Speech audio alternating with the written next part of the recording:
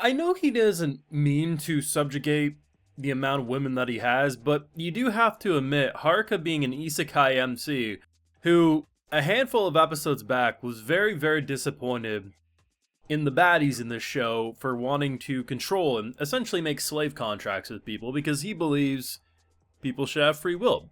Normal thing to think, respectful, I mean, it's what we all should believe. And then, like, 2 seconds later, he ends up, getting three to four of the bimbos, essentially indoctrinated, and we're ready to call him master. Granted, following episode, they break that, and yes, he didn't mean to do it, but hey, whatever. I guess accidents happen. The fact that the skeleton turns out to be a girl, they kind of teased it last week, but we get the confirmation, gives her a hug and immediately subjugates her. In 9 episodes, this man has, like, turned 4 to 5 people into slaves. And it's starting to feel like, you know what, maybe deep down inside, he's actually a little more okay with it than he lets on. And, like, despite knowing he's not trying to, it's real hard to defend the guy, is all I'm saying, and I love it. I got full live reactions over on Patreon if you want to see my full and thought to any of this loner life in another world greatness over there exclusively. So, I like this episode a lot. It was fun. They actually did go slightly different than I expected. I figured one of two things. Either he beats the skeleton and he decides to spare because, I mean, his harem's gonna grow past normal humans. Throw some monsters, some skellies, whatever into the equation, right? Let's be honest.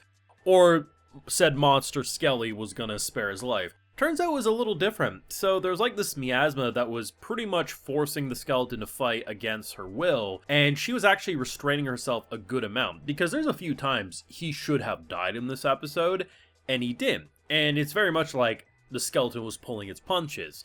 And, by the end we realized that essentially this skeleton, yes, was restraining itself as much as possible and wanting Haruka to put her out of her misery. And instead what Haruka ends up doing is giving her a hug, and obviously we get the gag of the subjugation, which is essentially just a slave contract under a different name. And I was really interested in what they're going to do, because we knew this was a girl, right? I think her actual name is Angelica. He's calling her armor rep, because, you know what, we can't have a normal name in this show. We gotta have class rep, nudist girl, armor rep. Why not? But old Angelica here basically is like, yeah, I'm gonna follow this. And I think it's a cute gimmick. I don't know if they're gonna go the route of ever giving her a voice or anything. I kind of hope they just keep what they're doing. I like the sound effect when she, like, nods her head or shakes her head no, right? It's just like, it's a cute gimmick, and I think would be very funny. But at first, you actually can see how he would get around class rep and the others being like, oh my god, all this man does is bring more women. Because, it's just a skeleton, right? There's no real female features. And then she finds cursed armor. And the armor morphs to her body, and yeah, he ain't beating the allegation. And it's like, it's worse when you think of the fact that they're like, I don't know what level they're at, like 50 or something. Like, the whole class is trying to rescue Haruka, fell down a hole, and, reasonably you would suspect that he's probably going to die down there. So they're fighting this four-armed Cyclops who's just causing a absolute menace wreck here.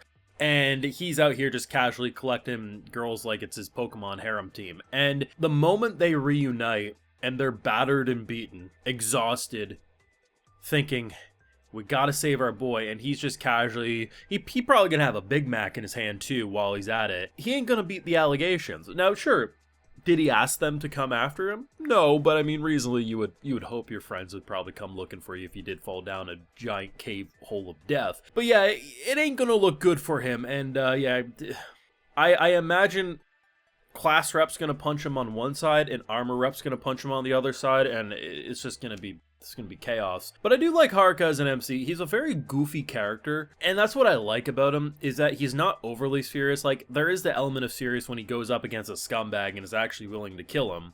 That's serious, and can't really argue otherwise. But in general, he's a silly guy who thinks that he wants to be alone, but doesn't actually want to be alone as much as he says. He's kind of like he's slightly introverted, but not completely, because at the end of the day, there's so many ways for him to be able to leave and just not exist around these people, but he generally enjoys the chaos that they bring. He does. You can't argue otherwise.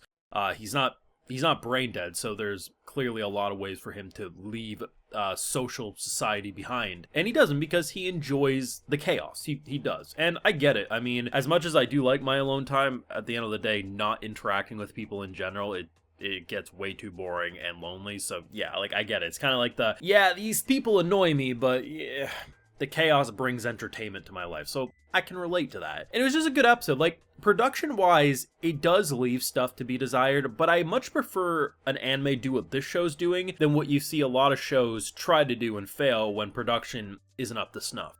So, as you know, I like to bring up the Newgate a lot as an example of very, very bad production. Started off looking fairly good, pretty sharp character models, and then just nosedived after. This is a show that character model-wise and art consistency, it's good. Like, it's very consistent. You never look at the show and think, damn, that's ugly. It actually keeps a fairly consistent style, but they use a lot of old school techniques that we've seen, you know, from 90s, early 2000s animes. Started to change a little in the 2010s, which is very sharp character model and maybe background moving some there's a lot of gimmicks they use to make it look like shit's moving, but really they're just kind of shaking things or they're adding an effect. But it looks a lot better than when a character model dips to absolute garbage and it kind of moves a bit better, because then you're just like, yeah, it moves a bit better than, say, this episode of Loner Life, but it looks god-awful because of the art. Where with something like this, yeah, you can, I don't think it's wrong to say, hey, I would have maybe preferred more movement in these types of shots, but at face value, it at least looks good. And that's way more important to me,